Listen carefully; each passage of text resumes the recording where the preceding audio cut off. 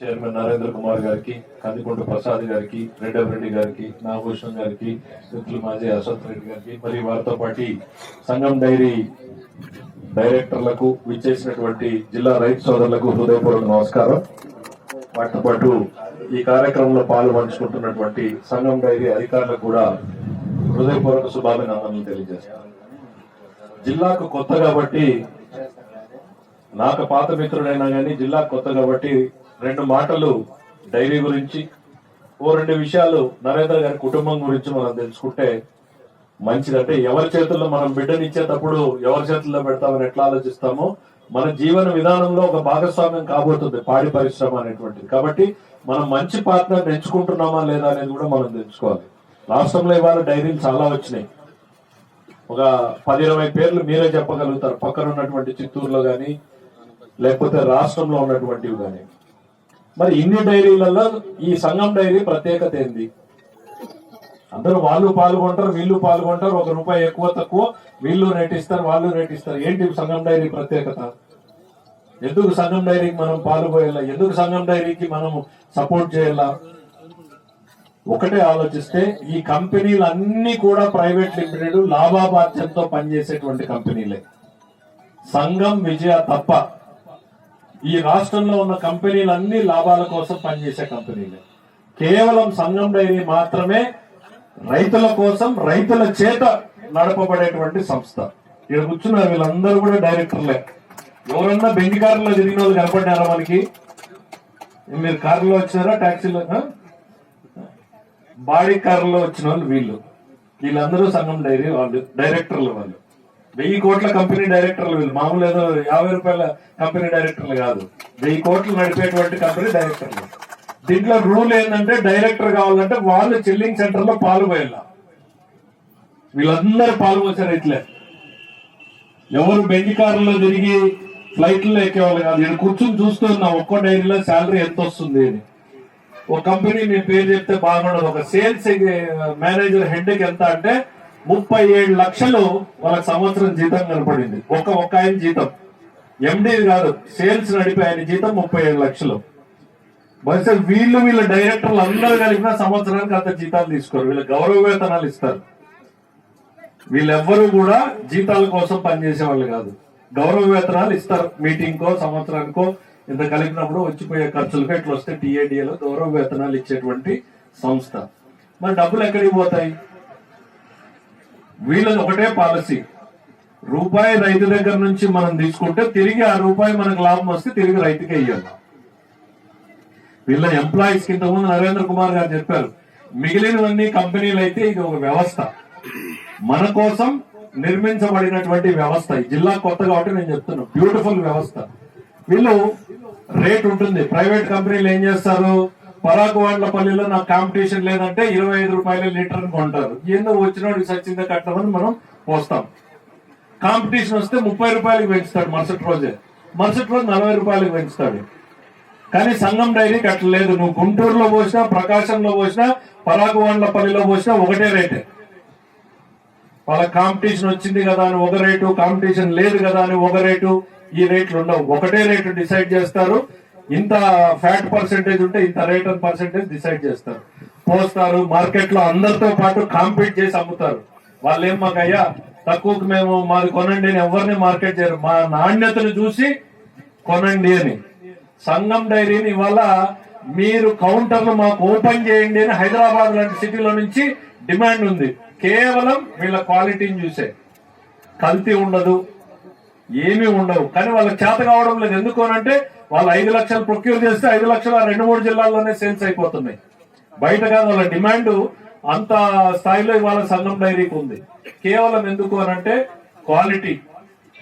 వీళ్ళకి ₹10 మిగిలించుకుంటే వీళ్ళ జేబుల్లోకి నరేంద్ర కుమార్ గారి ఇంటికి పోదు, లేకపోతే డైరెక్టర్ల ఇంటికి పోదు. ఇవన్నీ అయిన తర్వాత సంవత్సరంలో వీళ్ళకి ప్రాఫిట్లు వస్తాయి.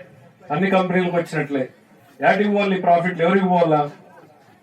దాన్ని మళ్ళా కంపెనీలకు అభివృద్ధికి కొంత ఉపయోగించుకుంటూ మిగిలింది మళ్ళా లీటర్ కింద అని బోనస్ మళ్ళీ అదే పోసిండే రైతులకు ఇస్తారు. మీకు రేట్ ఇచ్చి కొని రేపొద్దున మీకు ఎప్పుడన్నా డబ్బులు వాళ్ళ కంపెనీకి మిగిలితే మీరు ఎన్ని లీటర్లు పోసారో సంవత్సరంలో చూసి అంతా మీ అకౌంట్లోకి వేస్తారు.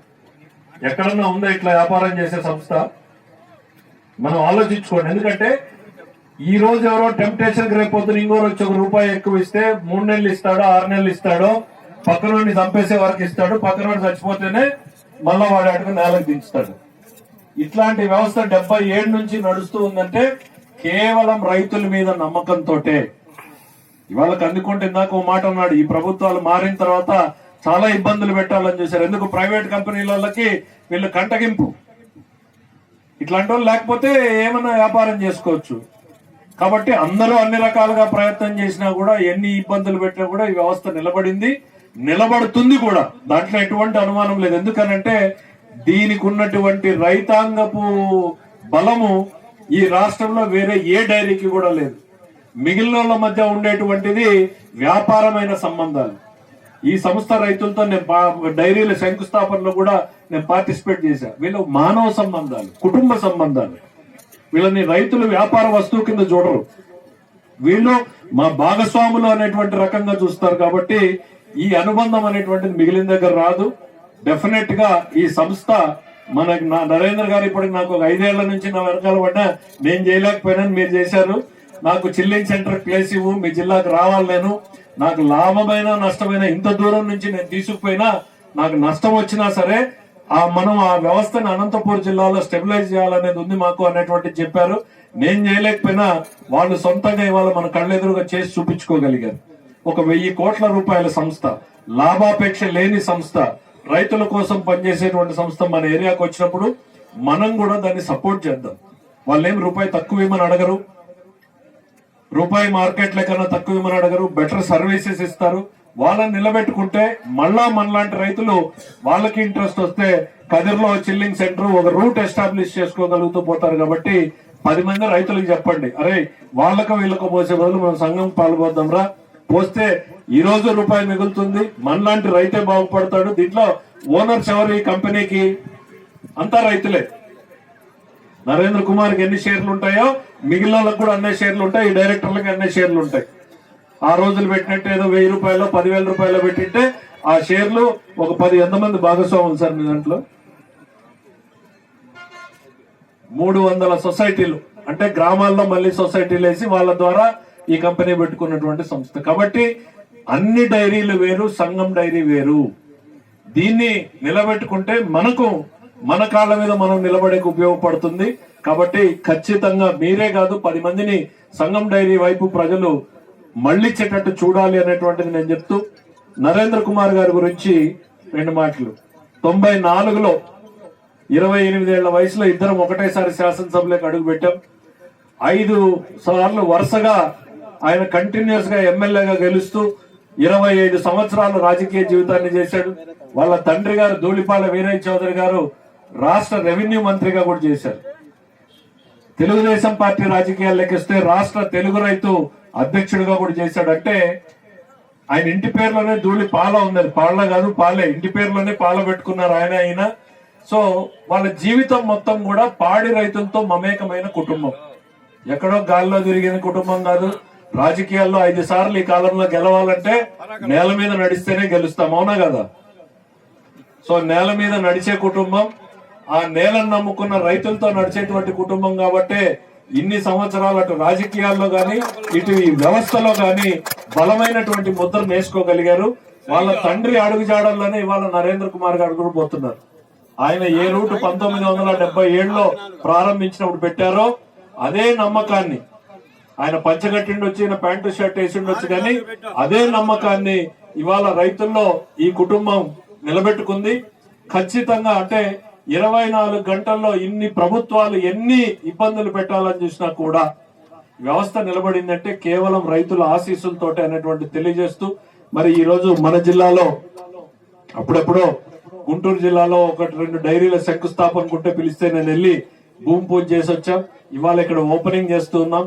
ఖచ్చితంగా ఈ డైరీ అనేటువంటిది మన జిల్లాకు బాగా అవసరం. ఎందుకనంటే మనం చూసుకోకపోయినా ఇంట్లో ఆడవాళ్ళు చేసేటువంటి పరిస్థితుల్లో కుటుంబానికి ఒక మంచి ఆదాయాన్ని ఎస్టాబ్లిష్ చేసేటువంటి పరిస్థితులు ఉంటాయి. ఈ సంఘం డైరీ వస్తే అడ్వాంటేజ్ ఏంటంటే మనకు కూడా పని లేదు. 2 రోజులు పోతే వాళ్ళే ఫోన్ చేస్తే వాళ్ళ వ్యాన్ వేసుకొని వచ్చి డాక్టర్లు చూసి మందు ఇచ్చిపోయే పరిస్థితులు వస్తాయి. మిగిలిన ప్రైవేట్ డైరీలు ఎవరు ఈ సర్వీస్ చేయరు. వీళ్ళకి లాభాలు కాదు శ్రేయస్సు ముఖ్యం కాబట్టి స్లోగా ఒకదాని తర్వాత ఒకటి సర్వీసెస్ పెంచుకుంటూ పోతారు కాబట్టి సంగం డైరీ రావడం ఈ రోజు అనంతపురం జిల్లాకు లాభదాయకం. ఈ రోజు గవర్నమెంట్ అమూల్ డైరీని తీసుకొస్తామంటుంది. ఎక్కడో గుజరాత్ రైతులు పెట్టినటువంటి అమూల్ డైరీ ఇటుకు వస్తే గవర్నమెంట్ 600 కోట్లు వాళ్ళకి సపోర్ట్ చేయడానికి రెడీగా ఉంది. 600 కోట్లు సంగం డైరీకి ఇస్తే రూపాయి మన మీద భారం పడుకోకుండా లాభం మళ్ళీ రైతులకే పంచేటువంటి పరిస్థితులు ఉంటాయి. సరే, కాంపిటీషన్ మార్కెట్ లో ఎవరి ఆలోచనల ప్రకారం వాళ్ళు చేసుకుంటూ పోతుంటారు. కాబట్టి అటు వ్యక్తిగా కుటుంబ పరంగా రైతుల జీవితాలు తెలిసినటువంటి కుటుంబం, ఇటు సంస్థగా రైతుల చేత రైతుల కోసం నడపబడుతున్నటువంటి డైరీ కాబట్టి ఖచ్చితంగా సంఘంని మనం అందరం కూడా ఆశీర్వదిద్దాం. అనంతపురం పాడి రైతుల జీవితాల్లో మలుపు తిరిగేదానికి ఇవాళ ఒక శుభదినం అనేటువంటి తెలియజేసుకుంటూ మీ అందరి ఆశీస్సులు సంఘం డైరీకి అందివ్వాలని కోరుతూ సెలవు తీసుకుంటాం. జై హింద్.